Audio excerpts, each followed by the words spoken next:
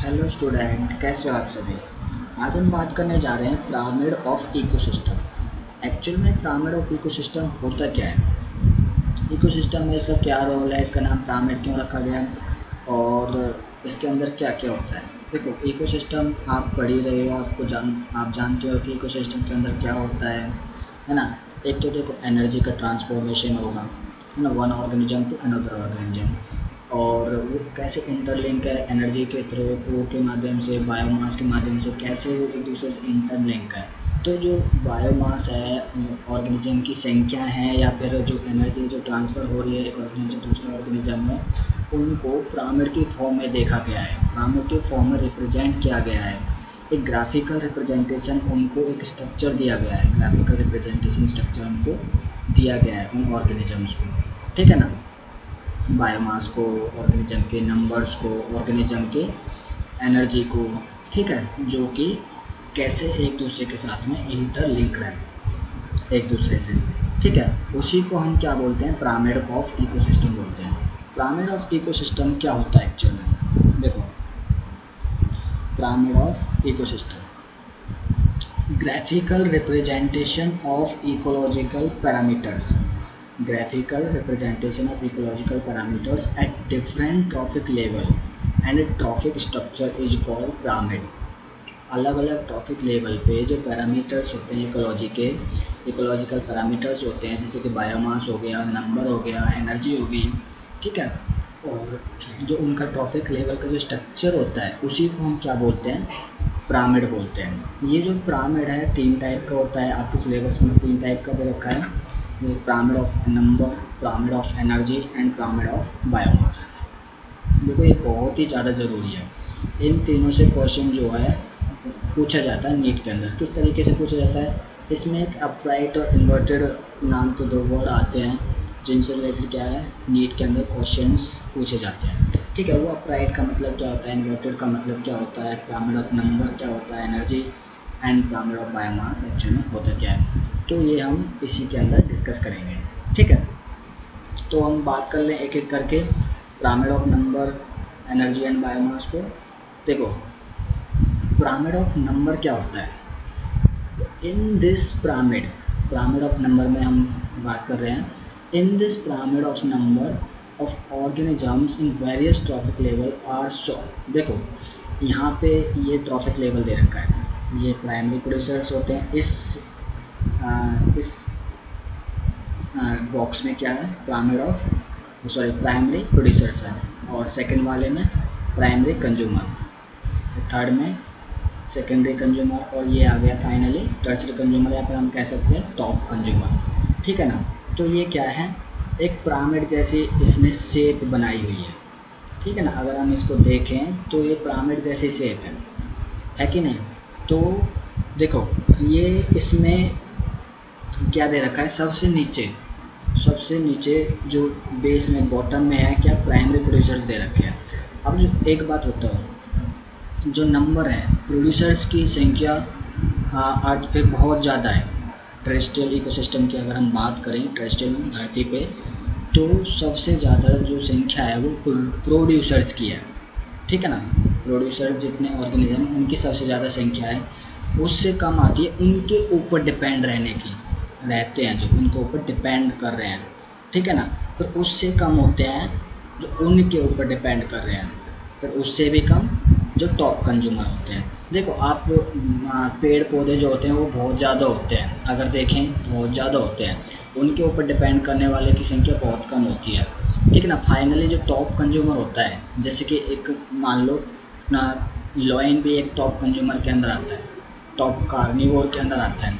तो क्या लॉयन की संख्या बहुत कम है ना, है ना, बहुत ही ज़्यादा कम मिलती है।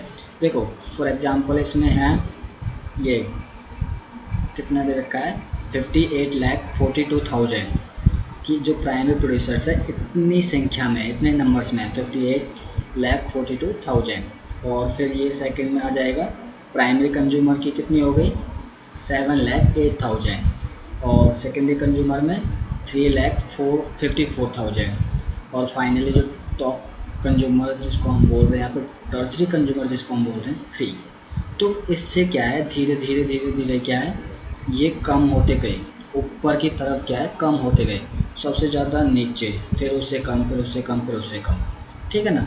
तो इसको हम बोलते हैं अपराइट, जो ऊपर की तरफ सीरीज जा रही है ना, सबसे नीचे पे ज़्यादा हैं, फिर क्या होते हैं, उससे कम होते हैं, फिर उससे कम होते हैं, फिर उससे कम होते हैं, ठीक है। ये इस लेवल को हम बोलते हैं अपराइट लेवल, ठीक है ना। इस सीरीज को हम क्या बोलेंगे, इस पिरामिड ऑफ नंबर में जो ये एग्जांपल दे रखा है, टेरेस्ट्रियल इकोसिस्टम हमेशा क्या होता है, अपराइट होता है, ठीक है ना। सबसे नीचे ज़्यादा होते हैं, फिर ऊपर कम होते हैं, फिर ऊपर कम होते हैं, फिर ऊपर कम होते हैं, ठीक है ना। इस पोजीशन को, इस सिचुएशन में जो अरेंज होते हैं ऑर्गेनिज्म, उसको हम बोलते हैं अपराइट, ठीक है ना। उस पिरामिड को बोला जाता है अपराइट, ठीक है।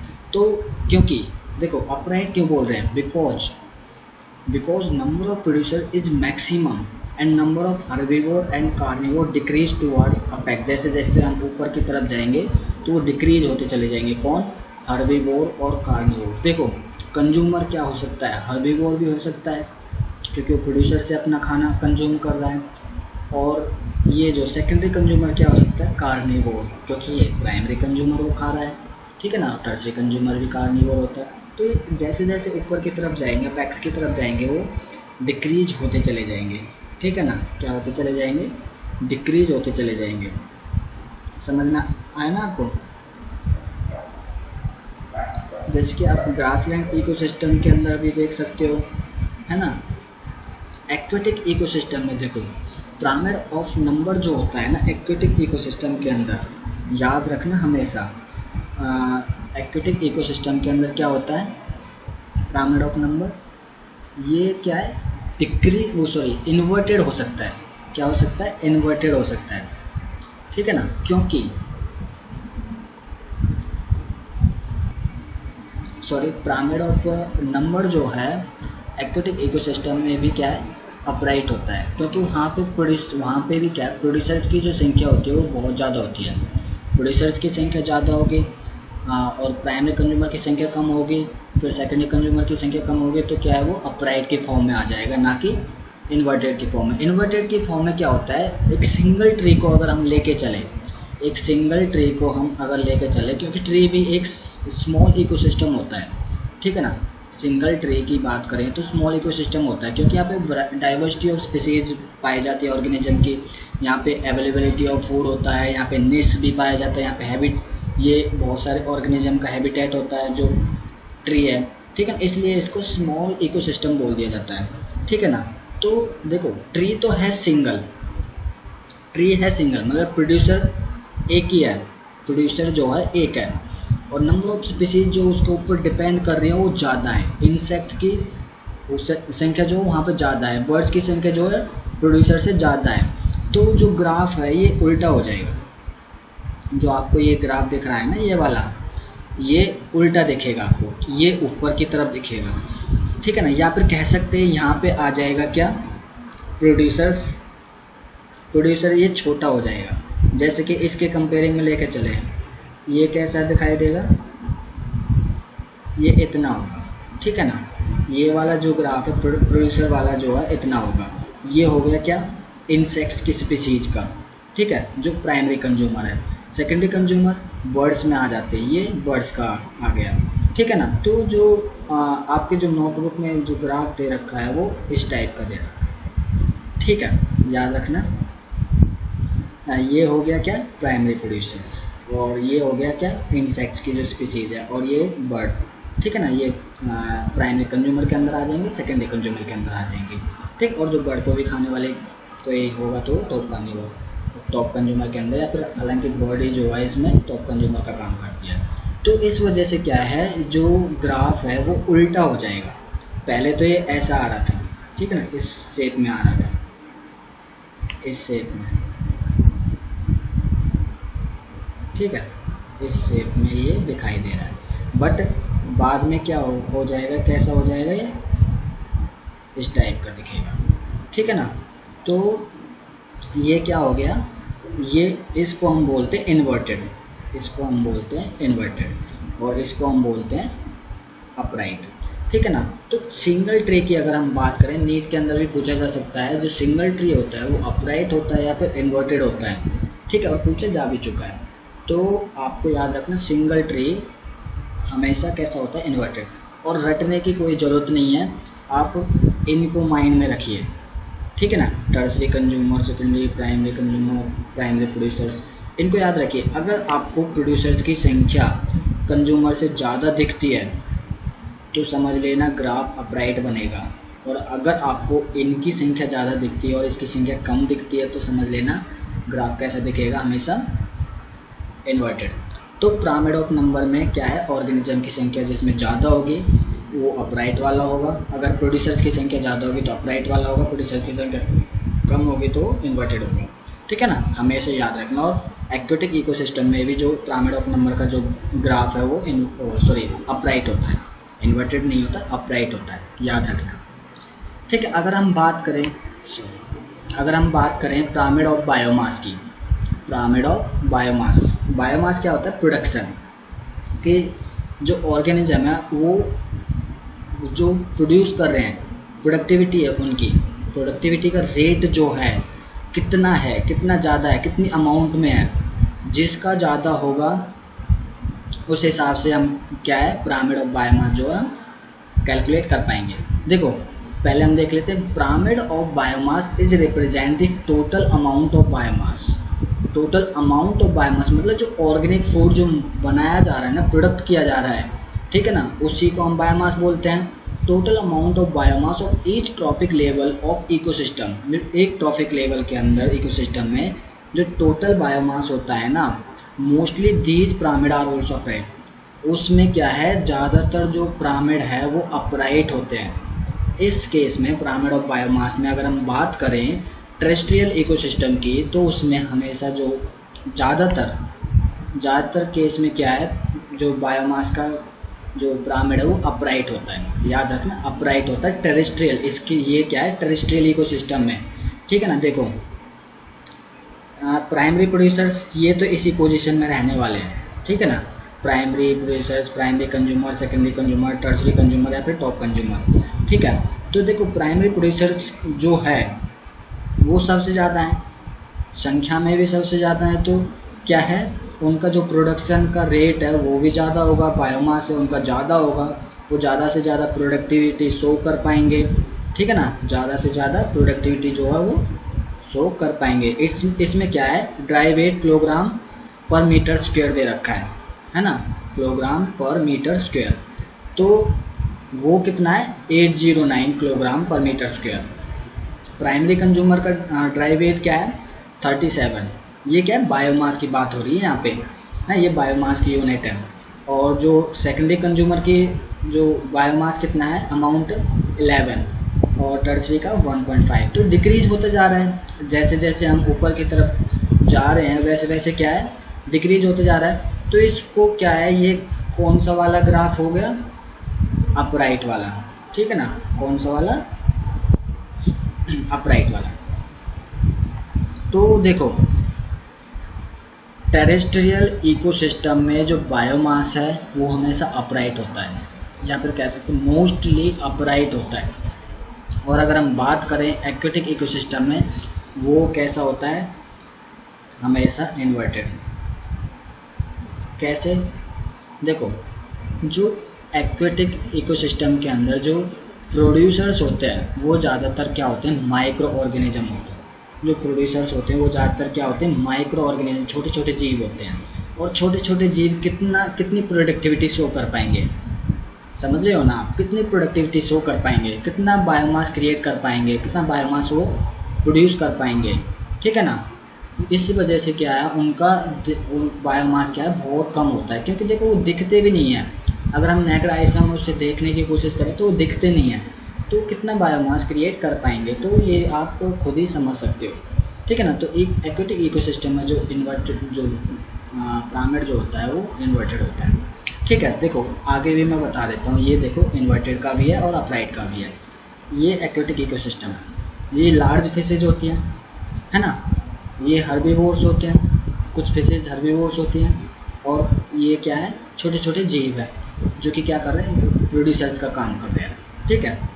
ये क्या है, देखो 4 ग्राम, 8 ग्राम एंड 12 ग्राम, सबसे ज़्यादा किसका है? कार्निवोर का। उससे ज़्यादा, उससे कम सॉरी हार्बीवोर का, उससे कम प्रोड्यूसर्स का। अब यहाँ पे देखो प्रोड्यूसर्स का यहाँ पे कितना है 1000 kg, ठीक है, और हार्बीवोर का 100 kg, और प्राइमरी का कार्निवोर का 10 और टॉप कार्निवोर का 1 kg।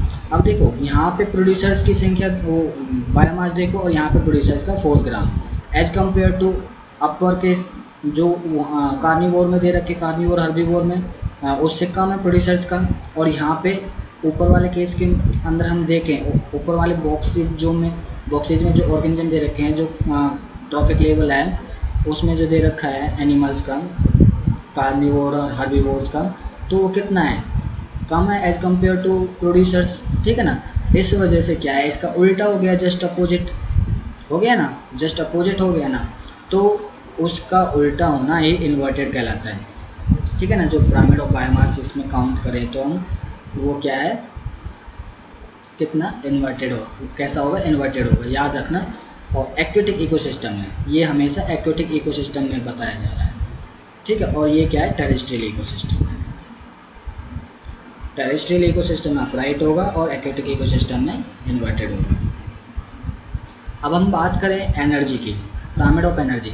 देखो एनर्जी में आपको कोई कन्फ्यूजन नहीं होती, ठीक है ना, कि एक्वेटिक में कैसा रहेगा, अपराइट रहेगा, इन्वर्टेड रहेगा, या फिर टेरेस्ट्रियल में अपराइट रहेगा, या फिर कैसा इन्वर्टेड रहेगा। देखो एनर्जी जो होती है वो हमेशा कैसी रहती है?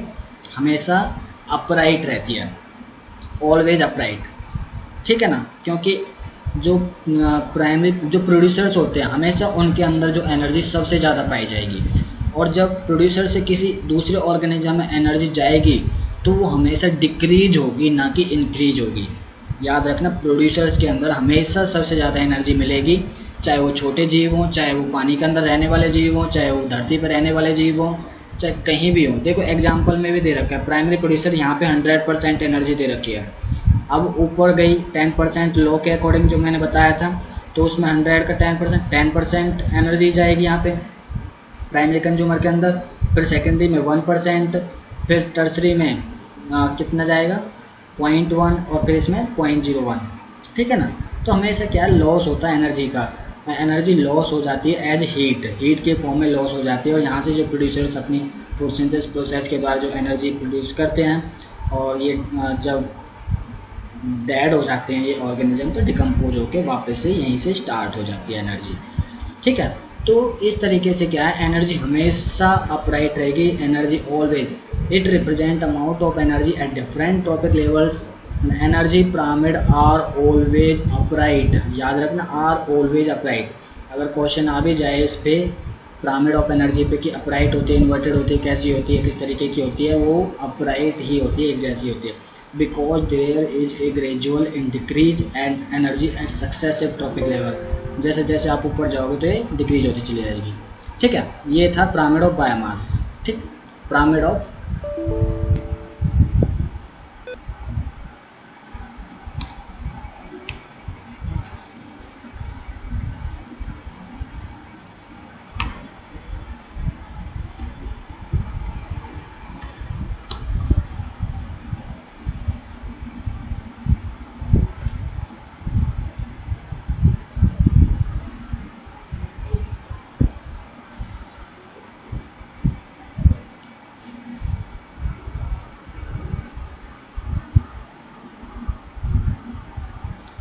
आज हमने पिरामिड ऑफ इकोसिस्टम डिस्कस कर लिया है। इसके बाद हम डिस्कस करेंगे किसके बारे में, न्यूट्रिएंट साइकिल के बारे में, कि जो कार्बन साइकिल होती है, nitrogen cycle, phosphorus cycle, sulphur cycle, ये जो साइकिल हैं वो कैसे हमारे एनवायरनमेंट के अंदर पाई जा रही है, या फिर कैसे क्या इनका रोल होता है, कैसे ये रिसाइकिल होती है इनकी, ठीक है ना।